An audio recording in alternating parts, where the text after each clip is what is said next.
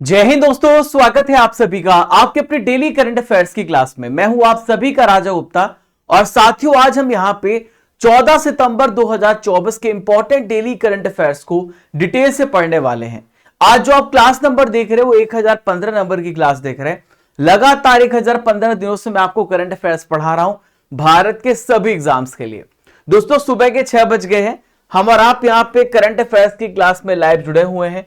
Copy pen लेकर के बैठिए और सारे इंपॉर्टेंट पॉइंट को नोट कीजिए। आज का सबसे पहला इंपॉर्टेंट क्वेश्चन हम यहां पे देखते हैं जो आपकी स्क्रीन पर दिख रहा है। केंद्र सरकार ने अंडमान और निकोबार द्वीप समूह की जो कैपिटल है वो पोर्ट ब्लेयर का नाम चेंज किया है। तो पोर्ट ब्लेयर का नाम चेंज करके क्या किया है? तो देखिए पोर्ट ब्लेयर का नाम चेंज हो गया है और इसे श्री विजयपुरम किया गया है। इसका सही आंसर हो जाएगा श्री विजयपुरम। इसका सही आंसर हो जाएगा श्री विजयपुरम। इसका नाम यहां पे बदल दिया गया है। तो केंद्र सरकार ने अभी हाल ही में जो अंडमान निकोबार द्वीप समूह है उसकी कैपिटल को चेंज किया, पोर्ट ब्लेयर चेंज किया है। हिंदी और इंग्लिश दोनों मीडियम के स्टूडेंट यहां पे देख सकते हैं। मेरे पीछे आप अमित शाह को देख रहे हैं जो यहाँ के वर्तमान में गृह मंत्री हैं और इन्होंने इसकी घोषणा करी है। साथियों जो यहाँ पे ये जो पोर्ट ब्लेयर का नाम चेंज किया गया है तो आप याद रखिएगा कि ये जो आइलैंड था ये प्राचीन साम्राज्य चोल साम्राज्य का नौसेना अड्डा हुआ करता था और इसने बहुत ही इंपॉर्टेंट रोल प्ले किया था। चोल साम्राज्य की जो स्थापना है वो विजयालय ने की थी 850 में, 850 में यहां पे इसकी स्थापना की थी विजयालय जी ने। ठीक है दोस्तों, पहले जो उसकी कैपिटल थी चोल साम्राज्य की तंजावुर थी और फिर बाद में यहाँ पे प्रारंभिक राजधानी इसकी तंजावुर थी। जो चोल शासक थे राजेंद्र प्रथम वो श्रीलंका पे यहाँ पे इन्होंने श्रीलंका को पूरा कैप्चर किया था और आसपास की जो भारत का सब कॉन्टिनेंट रीजन था वहां पे इनका आधिपत्य था। अब दोस्तों अंडमान निकोबार की बात आई है तो अंडमान निकोबार आइलैंड तो आपने देखा होगा मैप में। तो यहां पर जो ऊपर वाला आप हिस्सा देख रहे हैं इसे अंडमान कहते हैं और नीचे वाला हिस्सा जो है निकोबार का हिस्सा है। तो अंडमान निकोबार यूनियन टेरिटरी है और आपको बंगाल की खाड़ी में बे ऑफ बंगाल में देखने को मिलेगा, हिंद महासागर इंडियन ओशन में। इसकी कैपिटल पोर्ट ब्लेयर जो थी अब ये श्री विजयपुरम के नाम से आपको जाना जाएगा। इसकी स्थापना कब हुई है? 1 नवंबर 1956 जब फजल अली कमेटी ने यहाँ पे अपनी राय दी थी, अनुशंसा में बताया था। उसके बाद 6 केंद्र शासित प्रदेश बनाए गए थे, उसमें से एक नाम अंडमान निकोबार का भी था। यहां के अगर आपसे पूछा लेफ्टिनेंट गवर्नर कौन है तो मेरे पीछे आप देख सकते हैं देवेंद्र कुमार जोशी इसके वर्तमान में लेफ्टिनेंट गवर्नर है। लोकसभा की इसमें एक सीट है और यहाँ पे सेलुलर जेल है काफी जो प्रसिद्ध है और जहां पे काला पानी की सजा मिलती थी वो सेलुलर जेल आपको यहीं पे देखने को मिलेगा। भारत का एकमात्र जो ज्वालामुखी है वो बैरन आइलैंड में अंडमान निकोबार में आपको देखने को मिलेगा। भारत का अंतिम बिंदु जो सबसे लास्ट पॉइंट है, सबसे साउथ पॉइंट है, अंतिम बिंदु है वो इंदिरा पॉइंट है, इसी द्वीप पर स्थित है। ठीक है, अंडमान निकोबार के यहाँ पे जो कार निकोबार है इस जगह पे आपको देखने को मिलेगा। दोस्तों यहाँ पे एक 10 डिग्री चैनल है। 10 डिग्री चैनल किसको सेपरेट करता है? तो अंडमान और यहाँ पे जो निकोबार है इन दोनों को 10 डिग्री चैनल जो है अलग करता है, सेपरेट करता है, अंडमान द्वीप समूह और निकोबार द्वीप समूह को। इसके अलावा एक साउथ अंडमान है, यहां पर अगर आप देखें दक्षिण अंडमान है, लिटिल अंडमान। तो इसको डंकन जलमार्ग यहाँ पे डंकन पैसेज आप देखें, लिटिल अंडमान और यहां पर आप देखें साउथ अंडमान, इसको अलग करता है डंकन जलमार्ग। ठीक है, तो आपने पहले क्वेश्चन के बारे में आपने सारी इंपॉर्टेंट चीजों को समझा। आइए बढ़ते दोस्तों दूसरे इंपॉर्टेंट क्वेश्चन की तरफ जो आपकी स्क्रीन पर दिख रहा है। सेकेंड क्वेश्चन, एक संयुक्त सैन्य अभ्यास है जिसे हम कहते हैं अल नजा। अल नजा भारत और किस देश के बीच में हुआ है? ज्वाइंट मिलिट्री एक्सरसाइज अल नजा has begin between India and which one of the following country. तो अल नजा अभ्यास भारत और ओमान के बीच में ऑर्गेनाइज किया गया, भारत और ओमान के बीच में होता है अल नजा एक्सरसाइज। ठीक है, तो ये अल नजा एक्सरसाइज अभी जो शुरू हुआ है यह एक मिलिट्री एक्सरसाइज है और सैन्य अभ्यास है। कई बार ऐसे क्वेश्चन पूछा जाता है कि नेवी एक्सरसाइज है या फिर एयरफोर्स एक्सरसाइज है या फिर ये सैन्य अभ्यास है। तो यह एक मिलिट्री एक्सरसाइज है और ये 13 से स्टार्ट हुआ है, 26 सितंबर तक चलेगा, कल ही स्टार्ट हुआ है और जगह है ओमान का सलाला। वहां पे ये ऑर्गेनाइज किया गया है और इस बार इसका 5th एडिशन हो रहा है, 5वां संस्करण का आयोजन किया जा रहा है। इसकी शुरुआत 2015 में हुई थी और हर 2 साल में ऑर्गेनाइज किया जाता है। और ये जो अभ्यास है ये जो रेगिस्तानी इलाका होता है, जहां पे चारों तरफ से रेगिस्तानी इलाका होता है, डेजर्टेड एरिया होता है, वहां पे ऑर्गेनाइज किया जाता है। ओमान के साथ भारत और भी अभ्यास करता है, जैसे नसीम अल बहर जो कि नौसेना अभ्यास है, ईस्टर्न ब्रिज एक वायुसेना अभ्यास। मैंने आपको बताया ना, आपसे पूछा सकता है कि किस प्रकार के अभ्यास ओमान के साथ किए जाते हैं, तो अदर एक्सरसाइज हैं जो ओमान के साथ भारत यहां पे करता है। अब ओमान की लोकेशन को देख लेते हैं कि ओमान किस पड़ोसी देश से घिरा हुआ है, ओमान कहां पर है। ये इंडिया है और इंडिया के आप यहां पर देखें, यहां पे वेस्ट में, तो आपको ये वाली जगह जो है ओमान की देखने को मिलेगी। ओमान जो है यूनाइटेड अरब एमिरेट से, सऊदी अरब से, यमन से घिरा हुआ है, यह इसके पड़ोसी देश है।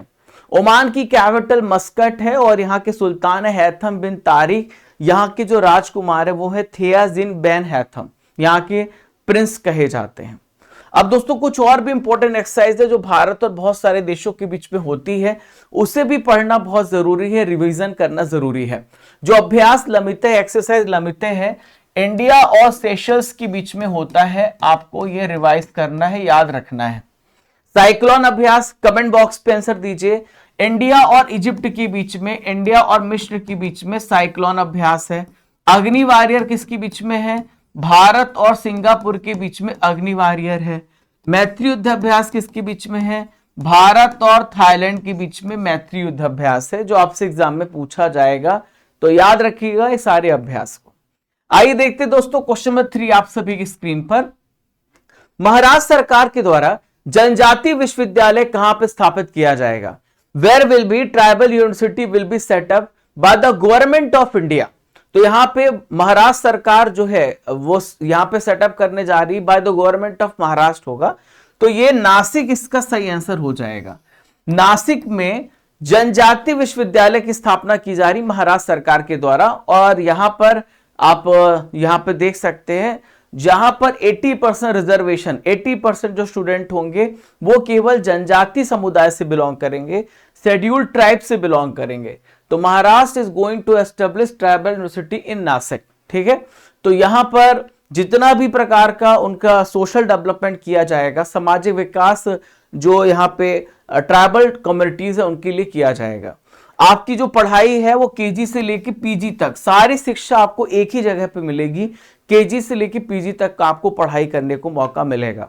अब दोस्तों बात यहाँ पे महाराष्ट्र की आई है, तो महाराष्ट्र से रिलेटेड करंट अफेयर्स को डिस्कस करते जो आपके एग्जाम पूछ जाएंगे। तो यूपीएस को लागू करने वाला सबसे पहला स्टेट कौन? महाराष्ट्र है। देखिए यूपीएस जो है अगले साल से 1 अप्रैल 2025 से लागू हो जाएगा ओपीएस की जगह पर, ठीक है। यहां पर आपको एस्योर्ड पेंशन मिलेगी जितनी आपकी लास्ट में 50% बेसिक पे का। महाराष्ट्र सरकार ने लॉजिस्टिक नीति 2024 को अभी मंजूरी दी है। इसके अलावा रत्नागिरी रॉक कला, आप मेरे पीछे देख सकते हैं, ये रत्नागिरी रॉक कला संरक्षण स्मारक के रूप में अभी अधिसूचित किया गया महाराष्ट्र सरकार के द्वारा। मुख्यमंत्री युवा कार्य प्रशिक्षण योजना, ये कहां पे स्टार्ट की है? महाराष्ट्र सरकार ने इसको अभी स्टार्ट की है, ठीक है। लाडला भाई योजना कहां पे स्टार्ट किया गया? महाराष्ट्र में। हर महीने यहाँ पे जो ग्रेजुएट हो चुके हैं, जो यहाँ पे 12th पास है और बहुत जिन्होंने डिप्लोमा किया है, उन सबको पैसा दिया जाएगा स्कॉलरशिप के रूप में लाडला भाई योजना के तहत। अगर आपसे पूछा जाए सबसे बेस्ट स्टेट एग्रीकल्चर के सेक्टर में कौन सा बना है, तो महाराष्ट्र को सबसे बेस्ट एग्रीकल्चर अवार्ड भी मिला है। तो ये सारी चीजें हमने पढ़ी। अब आपको 3 क्वेश्चन का आंसर देना है। पहला क्वेश्चन है चंद्रशेखर आजाद का जन्म कहां पर हुआ था? दूसरा प्रश्न है पनामा नहर की स्थापना कब हुई थी? तीसरा प्रश्न है भारत का पहला समाचार पत्र कौन सा था? इन तीनों क्वेश्चन का आंसर आपको अवश्य रूप से कमेंट बॉक्स पे देना है। आइए देखते दोस्तों क्वेश्चन नंबर 4 आप सभी की स्क्रीन पर रहा। मतदाताओं के लिए यानी वोटर्स के लिए सभी लेवल पर जजेस का चुनाव करने की अनुमति देने वाला दुनिया का पहला देश कौन सा बना है?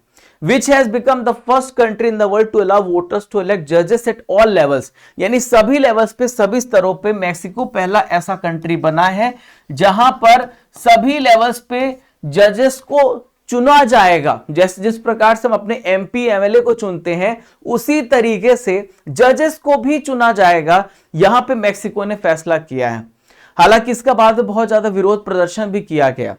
तो मेक्सिको एक नॉर्थ अमेरिका में आता कंट्री, अभी मैं आपको मैप में दिखाऊंगा। यहां पे सभी लेवल्स पे जजेस का चुनाव करने के लिए अनुमति देने वाला दुनिया का सबसे पहला कंट्री बन गया है। क्या भारत में ऐसे है? नहीं, भारत में ऐसा नहीं है। अभी भारत में जितने भी जजेस की अपॉइंटमेंट होती है वो राष्ट्रपति के द्वारा, प्रेसिडेंट के द्वारा अपॉइंटमेंट की जाती है। सेंट्रल हमारे सुप्रीम कोर्ट के जितने भी जज होते हैं, ठीक है, और यहाँ पे उनके पीछे कैबिनेट होती है जो नाम सुझाव देती है, उसके बाद उनकी अपॉइंटमेंट होती है। हालांकि राय ली जाती है सुप्रीम कोर्ट के जजेस के द्वारा, जो चीफ जस्टिस है। यहाँ पे प्रेसिडेंट है यहाँ पे लोपेज ओब्रेडोर। तो लोपेज ओब्रेडोर मेक्सिको के प्रेसिडेंट हैं। इसके बाद इनको बहुत ज्यादा विरोध का सामना करना पड़ा, क्योंकि जज न्यूट्रल रहता है। जज किसी का फेवर नहीं कर सकता, जज को हमेशा न्यूट्रल रखा गया है। अब देखो कहां पे है मेक्सिको, तो आप मेक्सिको की लोकेशन देख लो एक बार।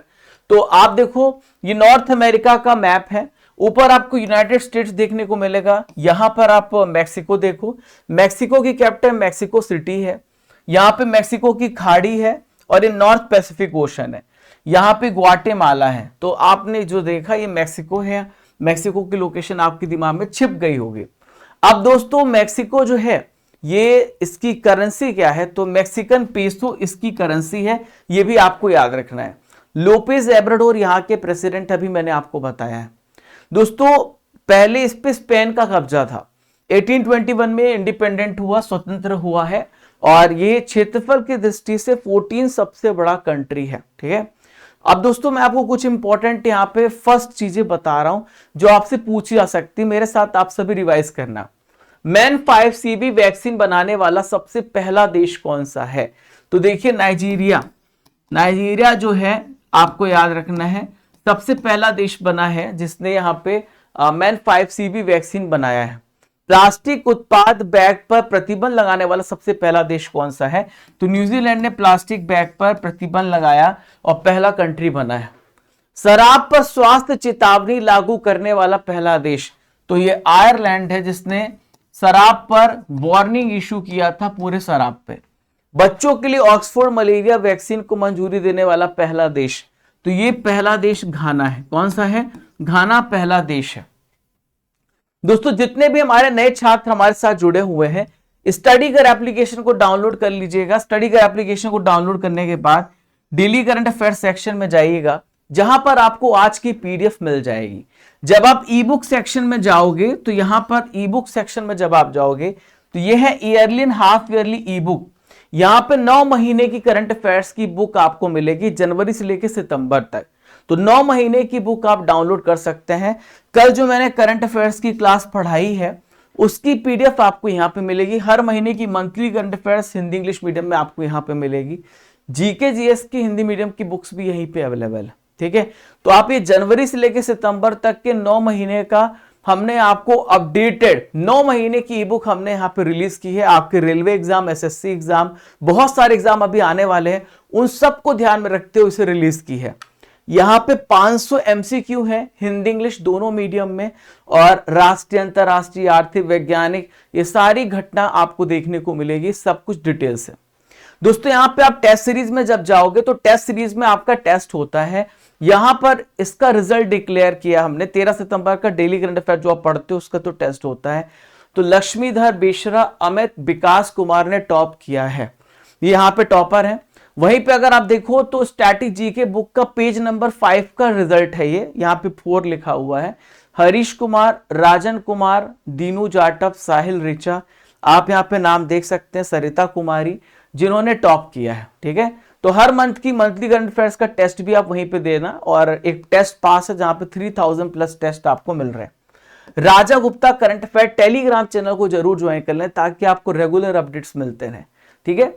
आइए देखते हैं दोस्तों क्वेश्चन नंबर 5 आप सभी की स्क्रीन पर। 5वां प्रश्न, सरकार ने सजावटी मत्स्य पालन क्षेत्र की जरूरत को पूरा करने के लिए कौन सा एप्लीकेशन लॉन्च किया है? Which application has been launched by the government to cater the needs of ornamental fisheries sector? दोस्तों आपने देखा होगा कि आजकल एक बहुत अच्छा चलन है कि एक्वेरियम रखा जाता है, वहां पे एक्वेरियम के अंदर आपको अलग अलग रंगीन प्रकार की मछलियां देखने को मिलती हैं। और ये रंगीन मछली एप्लीकेशन कलरफुल फिश ऐप को अभी यहाँ पे लॉन्च किया है, जिसमें आपको अलग अलग फिशेस के बारे में जानकारी मिलेगी और उनके बारे में आपको नॉलेज मिलेगा। तो यहाँ पे सरकार ने सजावटी मत्स्य पालन क्षेत्र की जरूरत को पूरा करने के लिए रंगीन मछली नाम का एप्लीकेशन लॉन्च किया है। आप भी पढ़ सकते हैं उसके बारे में, आप डाउनलोड करना प्ले स्टोर से। आप मेरे पीछे यूनियन फिशरीज मिनिस्टर देख रहे हैं, राजीव रंजन सिंह है, ठीक है। इन्होंने इसे लॉन्च किया है ICAR central institute of fresh water aquaculture, जो कि भुवनेश्वर में है। यहां पे इस एप्लीकेशन को लॉन्च किया गया है, ठीक है। तो जो बहुत सारे शौकीन लोग हैं, एक्वेरियम शॉप मालिकों के लिए, मछली जो पालन करते हैं उन सब के लिए यहाँ पे रंगीन मछलियों के बारे में जानकारी मिलेगी। आमतौर पे जब आप दुकानों में जाते हो तो आपको पता नहीं होता, बस कलरफुल मछली दिखती है, लेकिन आपको ये नहीं पता होता कि इस मछली के बारे में आपको नॉलेज नहीं होता। तो आपको रंगीन मछली एप्लीकेशन में 8 लैंग्वेजेस में, 8 भाषाओं में आपको बहुत सारी जानकारी प्रदान की जाएगी इस एप्लीकेशन के माध्यम से। दोस्तों हाल ही में बहुत सारे एप्लीकेशन को लॉन्च किया गया है और इसका रिवीजन करना इंपॉर्टेंट है। आइए रिवाइज करते हैं। तो हाथी एप्लीकेशन को किसने लॉन्च किया है? असम सरकार ने हाथी एप्लीकेशन को लॉन्च किया है, ताकि आपको पहले से हाथियों के बारे में जानकारी मिल जाए और आपका संघर्ष ना हो, इंसानों का संघर्ष ना हो। ई एविडेंस एप्लीकेशन, तो ये ई साक्ष्य अधिनियम, ये जो राजस्थान ने यहाँ पे लॉन्च किया। मेरे साथ कमेंट बॉक्स पे आप सभी आंसर देते चलिए। लोकपथ एप्लीकेशन, मध्य प्रदेश सरकार ने लोकपथ एप्लीकेशन लॉन्च किया है। वॉलेट एप्लीकेशन को गूगल ने लॉन्च किया है, वॉलेट एप्लीकेशन को। और उपस्थिति ऐप को झारखंड सरकार ने लॉन्च किया। जितने भी स्वास्थ्य कर्मचारी हैं वो अपनी अटेंडेंस देंगे इस एप्लीकेशन के माध्यम से, ठीक है। आज के नॉलेज की फैक्ट्री में इंपॉर्टेंट बायोलॉजी के प्रश्न को डिस्कस करेंगे, जो आपके आने वाले एग्जाम में देखने को मिलेंगे। तो फलों का अध्ययन क्या कहलाता है? तो फलों का अध्ययन कहलाता है पोमोलॉजी कहलाता है। क्या कहलाता है? पोमोलॉजी कहते हैं। इंसुलिन की खोज किसने की थी? तो बेटिंग ने इंसुलिन की खोज की थी। इंसुलिन हमारे पैंक्रियास से निकलता है और बीटा कोशिकाओं से निकलता है, जिससे कि आपके शरीर में ग्लूकोज की मात्रा नहीं बढ़ती है। मुख से निकली लार पाचन करती है, तो स्टार्च जो होता है ना, मंड जिसे आप कहते हैं, उसका डाइजेशन करती है, ठीक है। सबसे पहली प्रयोगशाला में जीन का संश्लेषण किसने किया था? इसका आंसर आप मुझे कमेंट बॉक्स पे दो, ठीक है। ये क्वेश्चन का आंसर आपको कमेंट बॉक्स पे देना है। मानव शरीर की ग्रंथि जिस मास्टर ग्रंथि कहा जाता है, तो पीयूष ग्रंथि, जिसे पिट्यूटरी ग्लैंड कहते हैं, मटर के आकार की पिट्यूटरी ग्लैंड होता है, तो इसे पीयूष ग्रंथि कहते हैं, ठीक है। नेक्स्ट है, सबसे छोटी जीवित कोशिका कौन सी है? तो माइकोप्लाज्म सबसे छोटी जीवित कोशिका है, आपको याद रखना है, ठीक है। रुधिर कैंसर का दूसरा नाम क्या है? ब्लड कैंसर को हम ल्यूकेमिया कहते हैं। हमारे शरीर में जब WBC की मात्रा बढ़ जाती है तो ल्यूकीमिया हो सकता है। लोहे की कमी से कौन सा रोग होता है? तो लोहे की कमी से एनीमिया डिसीज होता है। कौन सा डिसीज होता है? एनीमिया। आरबीसी का कब्रगाह किसे कहा जाता है? तो आरबीसी स्प्लीन में आके मरता है। स्प्लीन मतलब होता है प्लीहा, प्लीहा कहते हैं इसको, ठीक है। तो स्टैटिक जीके के क्वेश्चंस भी हम डेली यहां पे डिस्कस करेंगे। आइए देखते दोस्तों क्वेश्चन नंबर 6 आप सभी की स्क्रीन पर। छठवां प्रश्न ये रहा, ब्रिक्स के राष्ट्रीय सुरक्षा सलाहकारों का सम्मेलन 2024 कहां पर आयोजित किया गया था? Where was BRICS national security adviser conference 2024 being held? देखिए ब्रिक्स का सम्मेलन इस साल कहां पर हुआ है? रशिया में हुआ है, और जगह है सेंट पीटर्सबर्ग, रशिया में ऑर्गेनाइज किया गया, जहां पर जो ब्रिक्स देश के मेंबर्स हैं उनके जो यहाँ पे नेशनल सिक्योरिटी एडवाइजर हैं, जैसे हमारे तरफ से अजीत डोभाल, यहाँ पे शामिल हुए हैं। और ये 11 से लेकर 13 सितंबर तक ऑर्गेनाइज किया गया है और रूस के सेंट पीटर्सबर्ग में हुआ है। तो आप यहाँ पर सारे जो आप देख पा रहे ये खड़े हुए हैं अजीत डोभाल जी। हर देश के टोटल 10 कंट्री हैं ब्रिक्स में अब हो गए हैं, तो हर देश के यहाँ पे नेशनल सिक्योरिटी एडवाइजर वो यहाँ पे पहुंचे, ठीक है। तो अजीत डोभाल ने रूस के राष्ट्रपति जो व्लादिमीर पुतिन है उनसे भी मुलाकात की और दोनों देशों के रिश्तों के बारे में चर्चा किया है। तो बैठक की जो मेजबानी है रशिया के जो नेशनल सिक्योरिटी एडवाइजर हैं इनका नाम है सर्गेई शुइगु। इनका नाम जरूर याद रखना। ये किस प्रकार से पूरी युद्ध को संभाले हुए हैं जो यूक्रेन के खिलाफ चल रहा है। तो सर्गेई शुइगु जो है रशिया के, ये यहाँ पे NSA हैं। दोस्तों टोटल 10 कंट्रीज हैं, रशिया, भारत, ब्राजील और साउथ अफ्रीका, चाइना, मिस्र, संयुक्त अरब अमीरात, ईरान, इथोपिया, सऊदी अरब, ये सारे देश इसमें शामिल हैं। टोटल 10 कंट्रीज में है। अभी मलेशिया ने भी कहा है कि हमको भी शामिल कर लो, तो इन्होंने अभी आवेदन दिया है। अगर कुछ भी अपडेट होगा तो मैं आपको बता दूंगा। तो थाईलैंड ने भी यहाँ पे आवेदन दिया है। दोनों यहाँ पे एशियाई कंट्रीज ने ब्रिक्स की सदस्यता के लिए आवेदन किया है। जब अप्रूवल मिल जाएगा तो मैं आपको बता दूंगा। अब दोस्तों बात यहाँ पे ब्रिक्स की आई है, तो ब्रिक्स क्या है, ठीक है। तो ब्रिक्स की स्थापना यहाँ पे एक इकोनॉमिस्ट है जिम ओ निल, उनके मतलब उन्होंने रखा था, ब्रिक्स शब्द यहाँ पे गढ़ा था 2001 में। और पहला ब्रिक्स सम्मेलन 2009 में हुआ था, रशिया में हुआ था, यekaterinburg में हुआ था। उसके बाद फैसला किया गया कि साउथ अफ्रीका को भी इंक्लूड किया जाए और 2010 में साउथ अफ्रीका को शामिल कर लिया गया। वर्तमान में टोटल 10 कंट्रीज हैं, जो मैं आपको पहले ही बता चुका हूं। आप यहां पर देख सकते हैं 10 कंट्रीज हैं, ठीक है, जो ब्रिक्स में शामिल हैं।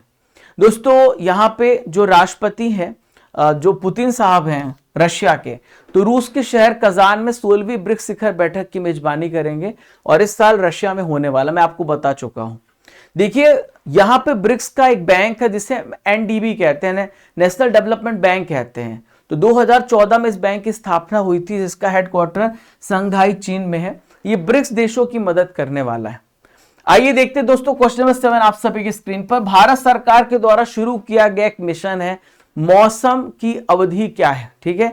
What is the duration of mission मौसम। मिशन एक मौसम लॉन्च किया गया है, तो कितने साल के लिए मिशन मौसम को लॉन्च किया गया, तो 2 सालों के लिए प्यारे साथियों यहां पे मिशन मौसम को लॉन्च किया गया है 2 सालों की अवधि के लिए, ठीक है। तो मिशन मौसम जो है वेदर और क्लाइमेट के बारे में आपको जानकारी प्रदान करेगा, और जितने भी है तो भारत की जो रिसर्च है, भारत का जो इसमें डेवलपमेंट करने का काम है, और इसे और मजबूती मिलेगी मिशन मौसम के तहत। 2 साल के लिए इसे लॉन्च किया जा रहा है। भारत का जो पृथ्वी विज्ञान मंत्रालय है उसने मिशन मौसम योजना को लागू करने की घोषणा करी है। इसे हम कहते हैं ministry of earth and sciences. दोस्तों इसमें 2000 करोड़ रुपए इन्वेस्ट किए जाएंगे और पूरे भारत के क्लाइमेट वेदर को समझा जाएगा। और इसमें जो है, इससे जब हम मौसम के बारे में जानते हैं तो बहुत सारे सेक्टर्स को इसका फायदा मिलता है। हमारे डिफेंस सेक्टर को, आपदा प्रबंधन में, और यहाँ पे वाटर रिसोर्स में, इलेक्ट्रिसिटी में, टूरिज्म में और हेल्थ सेक्टर में, और यहाँ पे अलग अलग ट्रांसपोर्टेशन में, इसके वजह से इसका इम्पैक्ट देखने को मिलता है। बहुत सारी संस्थान भी इसमें काम कर रही हैं, जैसे कि भारत मौसम विज्ञान विभाग न्यू दिल्ली, और यहाँ पे पुणे और राष्ट्रीय मध्यम सीमा मौसम पूर्वानुमान केंद्र नोएडा मुख्य संस्थान, ये सारे मिलकर के यहाँ पे काम कर रहे हैं, ठीक है। हम बात कर लेते हैं दोस्तों भारत मौसम विज्ञान विभाग की। तो 1875 में 1875 में इसकी स्थापना हुई है और ये दिल्ली में इसका हेडक्वार्टर है। और दोस्तों इसका काम क्या है, पहले से हमें भूकंप के बारे में पता चले, वेदर के बारे में पता चले, मौसम संबंधी जानकारी प्रदान करने का काम इसका है, ठीक है। अब दोस्तों बात करते हैं विश्व मौसम विज्ञान संगठन की। तो 1950 में 1955 में WMO की स्थापना हुई है।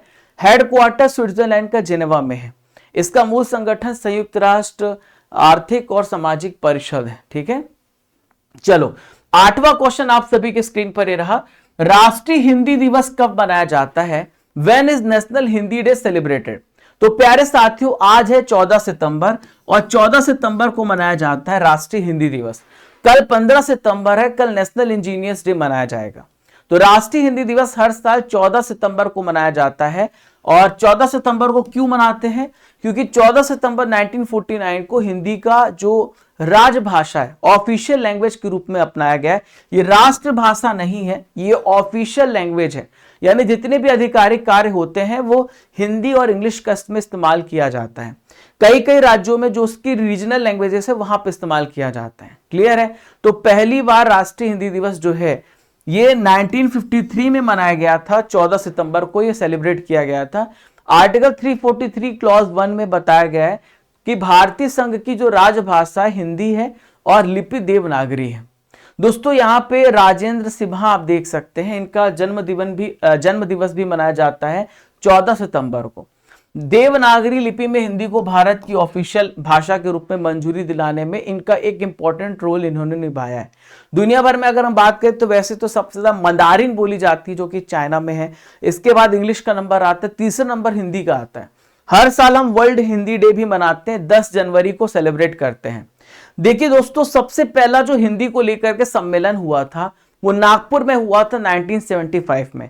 अब ये सम्मेलन हमने क्यों स्टार्ट किया है? हमारा मकसद है कि हर जगहों तक, हर शहरों तक, हर देश में ये हिंदी जो पहुंचे। 1975 में इसको स्टार्ट किया गया था। रिसेंटली फिजी में इसका आयोजन हुआ है। दोस्तों अब मैं आपको कुछ इंपॉर्टेंट डेज बता देता हूं। तो ओजोन परत संरक्षण दिवस, तो ये कब मनाया जाएगा? 16 सितंबर को मनाया जाएगा। विश्व रोगी सुरक्षा दिवस, वर्ल्ड पेशेंट सेफ्टी डे, 17 सितंबर को मनाया जाएगा। हैदराबाद मुक्ति दिवस, हैदराबाद लिबरेशन डे, 17 सितंबर को सेलिब्रेट किया जाएगा। ठीक है, आइए देखते हैं क्वेश्चन नंबर 9 आप सभी की स्क्रीन पर। हाल ही में किस राज्य ने पूर्व अग्निवीरों के लिए 10% आरक्षण को मंजूरी दिया है? विच स्टेट है recently approve 10% reservation for farmer Agniveers? आप सभी को पता है कि बहुत सारे अग्निवीरों को रिलीज किया जाएगा, कुछ ही को रिटेन किया जाएगा।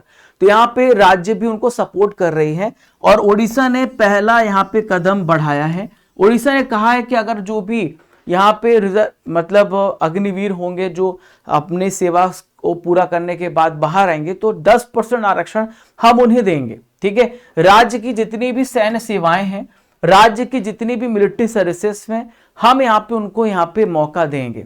ग्रुप सी और ग्रुप डी में उनको यहाँ पे फायदा मिलेगा, 10% का यहाँ पे लाभ उनको मिलने वाला है। तो दोस्तों जो है यहाँ पे अग्निवीरों को पुलिस में और फॉरेस्ट में और जो फायर फाइटर्स होते हैं, किसी भी सेवा में नौकरी पाने के लिए पर्याप्त अवसर उपलब्ध कराए जाएंगे। दोस्तों अग्निवीर योजना 2 साल पहले लॉन्च हुई थी 2022 में। इसके तहत ये था कि जिनकी ये 17.5 है और 21 साल से कम है उनको 4 साल के लिए भर्ती किया जाएगा और 25% युवाओं को 25% युवाओं को 15 और सालों तक यहाँ पे रखा जाएगा, बाकी 75% युवाओं को रिलीज कर दिया जाएगा। ठीक है, तो अब इसमें बदलाव किया गया है। अब इनको 21 की जगह 21.5 की जगह 23 साल तक यहाँ पे आर्मी में सेवा देनी पड़ेगी। जो पहले साल का पैकेज है वो 4.76 लाख होगा, 4.76 लाख रुपए, और चौथे साल तक पैकेज हो जाएगा 6.92 लाख रुपीस। इसके अलावा एक मुफ्त सैलरी भी आपको मिलेगी। ठीक है, चलिए एक मुफ्त सैलरी भी यहां पर दी जाएगी। ठीक है, चलिए आज का आखिरी इंपॉर्टेंट करंट अफेयर आप सभी की स्क्रीन पर ही रहा। सिंगापुर साहित्य पुरस्कार 2024 हाल ही में किसे प्रदान किया गया है? Who has been awarded the Singapore literary award 2024? तो फ्रेंड्स इसका राइट आंसर हो जाएगा प्रशांति राम। प्रशांति राम को सिंगापुर साहित्य पुरस्कार 2024 से सम्मानित किया गया और ये लेक्चरर हैं। ठीक है, सिंगापुर में लेक्चरर हैं, भारतीय मूल की, इंडियन ओरिजिन की हैं। तो सिंगापुर में एक जगह है जिसे कहते हैं नानयांग टेक्नोलॉजिकल यूनिवर्सिटी, वहां पे लेक्चरर के रूप में काम कर रही प्रशांति कुमार, और इनकी जो बुक का नाम है 9 यार्ड साड़ी। तो इस बुक के लिए सिंगापुर लिटरेचर अवार्ड इन्हें मिला है। ये 2023 में पब्लिश हुई थी। इस बुक में क्या बताया गया है कि जो सिडनी है, सिंगापुर है, न्यूयॉर्क है, और इन जगहों पे बहुत सारे जो तमिल ब्राह्मण परिवार हैं, तो उनकी जनरेशन के बारे में बताया गया है, 9 यार्ड साड़ीज के बारे में। ठीक है दोस्तों, यहाँ पे कुछ इंपॉर्टेंट पुरस्कार अभी हाल ही में घोषित हुए हैं। आइए मैं आपको उन पुरस्कारों के बारे में भी पढ़ा देता हूं, एग्जाम में पूछा जाएगा। तो सिद्धलिंगा पटाना सेट्टी को कौन सा अवार्ड मिला है? तो गुडलेप्पा हल्लीकेरी पुरस्कार दिया गया। गौरव पांडे को साहित्य अकादमी युवा पुरस्कार मिला है हिंदी के क्षेत्र में 2024 में। साहित्य अकादमी युवा पुरस्कार इंग्लिश के क्षेत्र में के वैशाली को मिला है। 58 नंबर का ज्ञानपीठ पुरस्कार राम भद्राचार्य गुलजार साहब को मिला। गुलजार साहब उर्दू भाषा और राम भद्राचार्य संस्कृत भाषा के स्कॉलर है। ठीक है, इन्हें मिला है। हिंदी साहित्य भारती पुरस्कार कृष्ण प्रकाश को मिला है। अंग्रेजी का जो साहित्य अकादमी पुरस्कार है नीलम शरण गौर को मिला है। ये सारे क्वेश्चन आपके एग्जाम में आएंगे। हिंदी का साहित्य अकादमी पुरस्कार 2023 संजीव को दिया है। सरस्वती सम्मान साहित्य 2023 प्रभा वर्मा को मिला है 33वां। ठीक है, हमने यहाँ पे 10 महत्वपूर्ण करंट अफेयर्स को खत्म कर लिया है। अब प्यारे साथियों ट्रिपल आर सेशन की बारी, जहां पे पुराने महीनों के करंट अफेयर्स का हम यहां पे रिवीजन करते हैं। अगस्त महीने का रिवीजन करेंगे। आइए स्टार्ट करते हैं। श्रीता थाविसिन, मेरे साथ कमेंट बॉक्स पे आंसर दीजिएगा, किस देश के प्रधानमंत्री थे जिन्हें पद से हटा दिया गया है? तो थाईलैंड के प्रधानमंत्री थे जिन्हें अभी पद से हटाया गया है। हाल ही में किसे रामसर आर्द्र भूमि घोषित किया गया? तो रामसर आर्द्र भूमि यहां पे तीनों को घोषित किया गया है। टोटल 85 रामसर वेटलैंड हो चुके हैं। इसरो के द्वारा EOS 8 सैटेलाइट को किस रॉकेट के द्वारा लॉन्च किया गया? तो दोस्तों SSLV, भारत का सबसे स्मॉल जो लॉन्चिंग व्हीकल है SSLV D3 की मदद से। पाई तोंगतान शिनवात्रा किस देश के प्राइम मिनिस्टर बने हैं? तो देखिए थाईलैंड के बने सबसे कम युवा जो है, सबसे कम एज के थाईलैंड के महिला प्रधानमंत्री। हाथी एप्लीकेशन को किस राज्य सरकार ने लॉन्च किया है? तो असम राज्य ने हाथी एप्लीकेशन लॉन्च किया है। प्रधानमंत्री आवास शहरी योजना 2.0 कितने वर्ष की अवधि के लिए वापस से शुरू की गई है? तो अगले 5 वर्षों के लिए वापस से इसे स्टार्ट किया गया है। जूनियर पुरुष हॉकी टीम के मुख्य कोच कौन बनाए गए हैं? तो जूनियर पुरुष हॉकी टीम के मुख्य कोच बनाए गए हैं PR श्रीजेश साहब। ठीक है, अब इन्होंने रिटायरमेंट लेने की भी घोषणा करी है। किस राज्य सरकार के द्वारा वेनगंगा नलगंगा नदी जोड़ो परियोजना को मंजूरी दी गई है? तो महाराष्ट्र सरकार के द्वारा इसको मंजूरी दी है। सांख्यिकी एवं कार्यक्रम मंत्रालय रिपोर्ट के अनुसार भारत की जनसंख्या 2036 में कितनी हो सकती है? तो 152.2 करोड़। दुनिया का सबसे पुराना कैलेंडर किस देश में खोजा गया है? तो तुर्की में सबसे पुराना कैलेंडर अभी खोजा गया है। दोस्तों 13 सितंबर के करंट अफेयर्स का रिवीजन करेंगे। जो करंट अफेयर्स कल आप सभी ने पढ़ा है उसको रिवाइज करेंगे। तो केंद्र सरकार ने आयुष्मान भारत योजना के तहत कितने उम्र के नागरिकों को स्वास्थ्य कवरेज को मंजूरी दी है? तो 70 साल उससे अधिक यहां पे मंजूरी प्रदान की है। 63 नंबर के सुब्रोतो कप अंडर 17 का खिताब किसने जीता है? तो ये खिताब जो है TG इंग्लिश स्कूल मणिपुर ने यहां पे जीता है। नागरिक उड्डयन पर दूसरा एशिया प्रशांत मंत्री स्तरीय सम्मेलन कहां पर आयोजित किया गया? तो न्यू दिल्ली में ऑर्गेनाइज किया गया है। 79 नंबर के संयुक्त राष्ट्र महासभा में किसने सीटें हासिल की है? तो फिलिस्तीन ने यहां पे सीटें हासिल की है। R रविंद्र किस देश पे भारत के राजदूत बने हैं? भारत के एम्बेसडर बने R रविंद्र। तो R रविंद्र यहां पर आपको याद रखना है, ये आइसलैंड के राजदूत बनाए गए हैं। आइसलैंड के शहरी क्षेत्र के जितने भी प्राथमिक स्वास्थ्य केंद्र है उसमें आयुष सुविधा उपलब्ध कराने वाला सबसे पहला राज्य कौन सा है? तो मध्य प्रदेश राज्य है जिसने यहाँ पे सुविधा प्रदान की है। राष्ट्रपति द्रौपदी मुर्मू जी ने कितने लोगों को राष्ट्रीय फ्लोरेंस नाइटिंगेल पुरस्कार सम्मानित किया है? तो 15 व्यक्तियों को फ्लोरेंस नाइटिंगेल पुरस्कार दिया गया है। भारत सरकार ने कितनी भाषाओं में टेक्निकल शब्दों की वाली वेबसाइट लॉन्च की है? तो 22 भाषाओं में टेक्निकल शब्दों वाली यहाँ पे वेबसाइट लॉन्च की है। पोलरिस डॉन मिशन किस स्पेस कंपनी ने यहां पे लॉन्च किया है? तो ये आपको याद रखना है, ये है स्पेसएक्स ने इसे लॉन्च किया है। सीताराम येचुरी किस राजनीतिक दल के महासचिव थे जिनका हाल ही में निधन हुआ है? तो CPI नेता थे, कम्युनिस्ट पार्टी ऑफ इंडिया के नेता थे। प्यारे दोस्तों आज हम जैनिज्म से रिलेटेड क्वेश्चन को डिस्कस करेंगे। आइए यहाँ पे जैनिज्म से रिलेटेड इंपॉर्टेंट MCQ डिस्कस करते हैं। जैनों के अंतिम तीर्थंकर, टोटल 24 तीर्थंकर थे। तो यहाँ पे वर्धमान महावीर 24वें तीर्थंकर थे। MTS में क्वेश्चन पूछा गया। भगवान महावीर को मोक्ष इनमें से किस स्थान पर प्राप्त हुआ था? तो पावापुरी में इनको मोक्ष प्राप्त हुआ था। MTS 2021 का प्रश्न है। किस भारतीय धर्म में 24 तीर्थंकर हुए थे? तो ये आपको मैंने अभी बताया, जैन में 24 तीर्थंकर हुए थे। संथारा किस समुदाय का धार्मिक संस्कार है? तो संथारा जैनों का यहाँ पे धार्मिक संस्कार है, आपको याद रखना है। प्रथम और चौथे जैन तीर्थंकर के जन्म स्थान के रूप में मान्यता प्राप्त पवित्र शहर का नाम बताइए। तो ये पवित्र शहर अयोध्या है। कौन सी है? अयोध्या है। दोस्तों 14 सितंबर का मैं आखिरी में आपका टेस्ट लेने वाला हूं, आप सभी टेस्ट के लिए तैयार हो जाइए। हिंदी साहित्य भारती पुरस्कार 2024 किसे दिया गया है? तो ये पुरस्कार गौरव पांडे को मिला है। किसे मिला है? गौरव पांडे को ये अवार्ड मिला है। ठीक है। मस्कट किस देश की कैपिटल है? तो दोस्तों ओमान की कैपिटल क्या है? मस्कट है। वरुण नौसेना अभ्यास भारत और किस देश के बीच में हुआ? तो वरुण नौसेना अभ्यास भारत और फ्रांस के बीच में हुआ है। लाडला भाई योजना किस राज्य में शुरू किया गया? तो लाडला भाई योजना महाराष्ट्र में लॉन्च किया गया। चंदोली राष्ट्रीय उद्यान किस राज्य में है? तो चंदोली राष्ट्रीय उद्यान महाराष्ट्र राज्य में है। आपके लिए प्रश्न है दोस्तों, राष्ट्रीय हिंदी दिवस कब मनाया जाता है? आपको इसका आंसर मुझे कमेंट बॉक्स पे देना है। और दोस्तों आपका डेली टेस्ट चल रहा है, आप स्टैटिक जीके की बुक को आप घर तक मंगवा सकते हैं। ये वेबसाइट से ऑर्डर की जा सकती है, इसका लिंक आपको डिस्क्रिप्शन बॉक्स में है, कमेंट बॉक्स पे दिया गया है।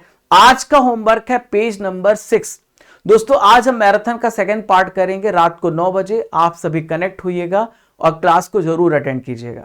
मिलते हैं दोस्तों नेक्स्ट इंपॉर्टेंट सेशन के साथ, तब तक के लिए जय हिंद, जय भारत। पढ़ते रहिए और आगे बढ़ते रहिए।